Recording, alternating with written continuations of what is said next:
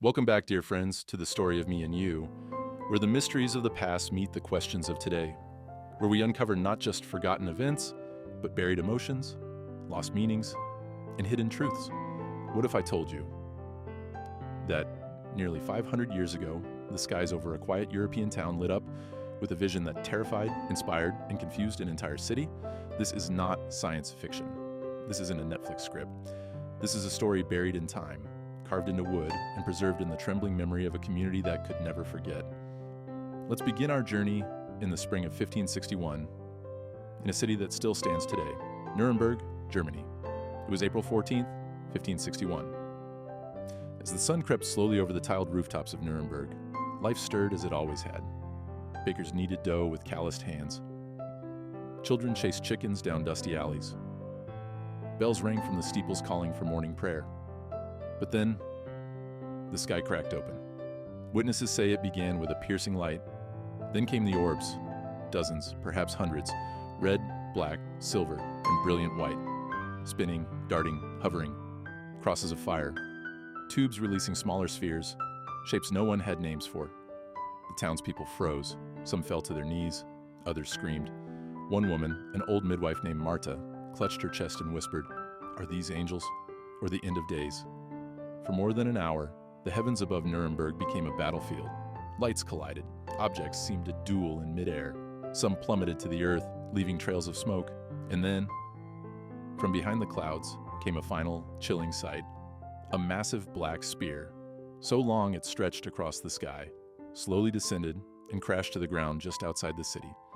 The people stood still for minutes, hours, as if time itself had paused. Some say it was a message from God. Others believed it was a battle of demons and angels, but no one could explain it. And perhaps the most haunting truth was this: not what the townspeople saw, but what they felt. Fear, awe, surrender. The kind of raw human emotion that breaks you open, like the sky itself did that day. If the people of Nuremberg were shocked by what they saw, history has been even more silent. The only official record of that morning sky came not from a scribe, priest, or scholar, but from a local printer and artist named Hans Glaser. In a single woodcut and accompanying text, Glaser etched into memory what the townspeople whispered in fear for decades. The artwork, printed just days after the event, shows what appears to be a full-scale aerial battle. Spheres, crosses, cylinders, and a looming black spear. It's messy, almost chaotic, but it breathes with urgency, as if Glaser wasn't just reporting, but pleading for people to remember. We don't know what he believed, but we know he saw what everyone else did. And yet, in the centuries that followed, this stunning visual account was quietly tucked away into dusty archives and forgotten shelves. No major chronicles mentioned it, no scholars debated it. The story became a strange relic, relegated to the odd corners of history. Why? The 1500s were a time of fierce religious division in Europe. The Protestant Reformation had shaken the old Catholic world to its roots. Every miracle, every omen, every strange occurrence was filtered through theology. And what didn't fit was silenced.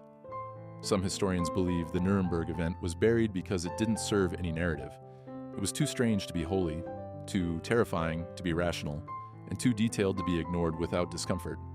Glaser's print became a whisper in a time of shouting, a vision in a time of war. Among the few documents that survived, there is a line in Glaser's text that stands out. Simple, aching, and deeply human. Whatever these things were, God alone knows. It wasn't a statement of knowledge. It was a surrender. And that might be the most honest sentence ever written about what we call UFOs today. We'll meet the descendants of Nuremberg, modern locals and scholars, who rediscovered the woodcut and started asking the same questions their ancestors were too afraid to answer.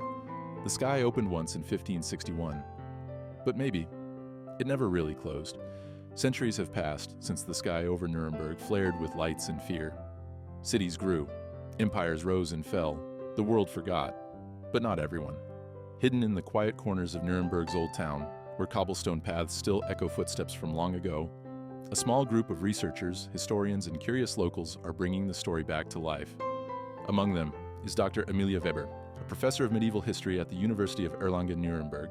She's spent over a decade studying unusual celestial reports in 16th century Europe, but nothing haunts her quite like the Glaser woodcut. It's not just the image, she says, her voice almost reverent. Dr. Weber leads a small archive restoration project. Deep in the city's historical library, her team uncovered letters, journals, and sermon notes, all dated around April 1561. Many described heavenly signs, fire in the clouds, and one cryptic phrase repeated more than once: the sword that fell but was never found. These records weren't destroyed. They were just ignored. A young archivist named Leo, who joined her team last year, described his first time reading them. "I felt like I was eavesdropping on a ghost," he said. "Their fear felt fresh, like it was written yesterday." In the basement of the City Museum, Leo shows us a restored copy of Glazer's woodcut. He touches the edge carefully, as if not to disturb its truth. "They didn't forget," he says. "They just didn't know what to do with it." In a world where knowledge was power, but unexplained truth could be dangerous, silence became safety. But now, 5 centuries later, people like Amelia and Leo are breaking that silence. And with every document uncovered, every word translated, they get closer to something deeper than history: understanding. We'll explore the science behind the phenomenon, what natural explanations exist, and where they fall short. Could this really have been just ice and sunlight? Or was it something else entirely? The human mind seeks patterns. We need reasons, especially when the sky opens up and breaks every rule we thought we understood. So, naturally, scientists and historians have asked, could what happened in Nuremberg be explained by nature? One of the most popular theories centers around a rare atmospheric event known as a parhelion, or sundog, a phenomenon where sunlight refracts through ice crystals high in the atmosphere, creating glowing orbs, arcs, and even mock suns in the sky. Under the right conditions, the sky can look truly unearthly. Dr. Amelia Weber doesn't dismiss the science. In fact, she welcomes it. The sundog theory is elegant, she tells us, but elegance isn't always truth. She points out several problems. Asterisk parhelia are static. They don't move, duel, or fall from the sky. Asterisk. They don't appear as crosses, tubes, or black spears. Asterisk. And they definitely don't leave smoke trails or crash to the ground. Even the weather records from April 1561 describe clear skies, no storms, and temperatures too warm for the presence of high-altitude ice crystals. We live in a world that prizes reason. We're taught to distrust mystery. And yet there's danger in rushing to explain away what we don't fully understand. There's a difference between being open-minded, Amelia says, and being dismissive in the name of science. Her words echo something deeper. That history, like the sky, is full of wonders we are still learning to name. Sometimes, we put a label on the unknown, not to understand it, but to forget it. Back in the archives, Leo pulls out a final journal, a dusty leather-bound book belonging to a priest named Father Anselm. In shaky Latin, the entry from April 14th reads, "I saw a sky not made for men. I felt the world tremble in its silence, and I begged God, please don't let us forget this." It wasn't science. It wasn't hysteria. It was something else. Something real enough to change a man's soul, yet mysterious enough to elude time itself. We'll follow the trail of that black spear, the massive object that reportedly fell from the sky but was never recovered. What do modern investigators believe happened to it? And why does no one talk about it? Of all the images carved into Hans Glazer's woodcut, one figure looms larger, literally and symbolically, than the rest. A massive black spear piercing the sky. Glazer drew it descending slowly toward the earth, wider than any known ship, darker than the night sky behind it. Witnesses claim they heard a thunderous crack as it hit the ground, outside the city walls, near the northern fields. And then, nothing. No wreckage, no crater, no reports of it being found. It simply vanished. Modern researchers like Dr. Amelia Weber have long wondered, where did it go? In 2018, a small team used ground-penetrating radar, GPR, to scan the areas mentioned in 16th century field maps. They looked for unusual soil shifts, buried metal, anything. They found nothing conclusive. But they did find something odd. A perfectly symmetrical void, about 30 feet underground. Not natural, not listed in any geological survey. It's like something was there, Amelia said, and then carefully removed, like someone didn't want it to be found. There are no church records of a recovery, no royal decrees, no folktales. Just that sudden silence. Leo, the young archivist, believes this isn't just a case of lost memory. He believes it was intentionally buried, not just the object, but the story itself. Fear makes people forget, he says, but shame, that makes them hide. What if it didn't come from above, but from somewhere else entirely? Today, That field outside Nuremberg is nothing special. A meadow, a few stones, no plaque, no memory. But under the soil, perhaps beneath layers of time and willful forgetting, lies a truth still waiting, patient, quiet, and deeply inconvenient. Sometimes the earth keeps secrets better than people do. We'll step outside Nuremberg, exploring similar sky phenomena reported in Basel, France, and even ancient Japan.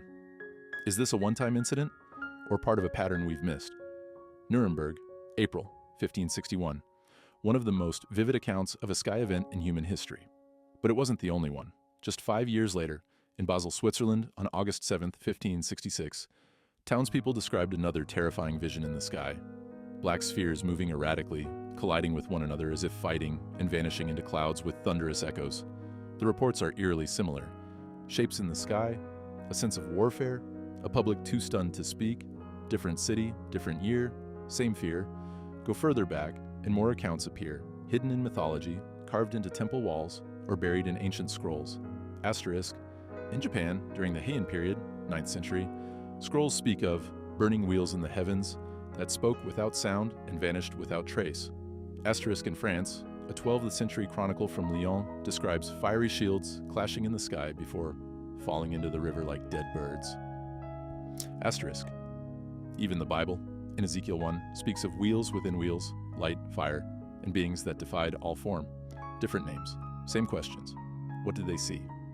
And why do we keep forgetting? Dr. Amelia Weber has begun charting the incidents. Timelines, locations, visual similarities. What emerges is not chaos, but a strange, subtle symmetry. It's like someone keeps writing the same sentence, she tells us, in different languages, hoping someone, someday, will read it. There is no hard proof, no smoking gun, but there are breadcrumbs scattered across centuries and continents. And the closer we look, the less alone we feel. Perhaps it doesn't matter whether we call them UFOs, visions, angels, or machines. What matters is how they made us feel. Awe, confusion, fear, wonder, faith, humility. Across time and borders, people have looked up and whispered the same words. What is that? And why me? Why now? We confront the darker question. What if we have seen the truth and chose to forget? We'll dive into the psychology of denial and why some truths are just too heavy for humanity to carry. What happens when a truth is too big, too heavy, too different from what we've been taught to believe? Sometimes we don't need governments or institutions to hide it from us. We do it ourselves. Across every culture, every century, there are stories that shine too bright. So bright they blind us, overwhelm us, threaten to undo the world we've built with our own fragile understanding. And so, we forget, not because we're weak, but because we're human. Dr. Amelia Weber calls it cultural amnesia, not memory loss, but memory selection. It's not that we forget the event, she explains, we forget how it made us feel. In her research, she found that most of the Nuremberg descendants had never heard of the 1561 incident, even those who lived a few blocks from where the Black Spear supposedly landed. Why? Because if we remembered, we'd have to ask, what does it mean? What else don't we know? And what else is out there? Leo, the young archivist, believes the silence was never accidental. It was inherited. Our ancestors didn't want to carry it, he says, so they buried it in the earth and in our minds. We pass down stories of love, war, and glory, but when something shakes the soul too hard, we pass down silence instead. Silence, Leo says, isn't emptiness. It's a scar. Perhaps the hardest part of this investigation isn't proving what happened in 1561. It's accepting that we've seen things we were never ready to see. And that maybe, just maybe, there are truths out there that don't destroy us, but redefine us. We're not alone. We've never been. The real question is, what will we do with that truth when we finally remember it? We'll return to the present, where the sky still waits above us and the past still whispers beneath our feet. What legacy does this mystery leave behind? And what kind of world are we building now that we've looked up again? Centuries have passed since that April morning in 1561. The people who saw the sky light up with fire and fear are long gone. The Black Spear, the burning spheres, the silence, they all belong to another time. And yet, something remains. Not in the air, not in the soil, but in us. This story was never just about aliens or ancient technology or unexplained lights. It was about the courage to ask questions. The humility to remember, Amelia told us, is a form of resistance against fear, against forgetting, against the idea that mystery doesn't belong in a rational world. In 2025, we no longer look to the heavens with the same awe as our ancestors. We chase progress, we demand facts, but maybe, just maybe, some things are meant to stay unanswered, not because they are impossible, but because they invite us to grow. The sky isn't just above us, it's within us every time we wonder, hope, or question what's real. So now we return to the present.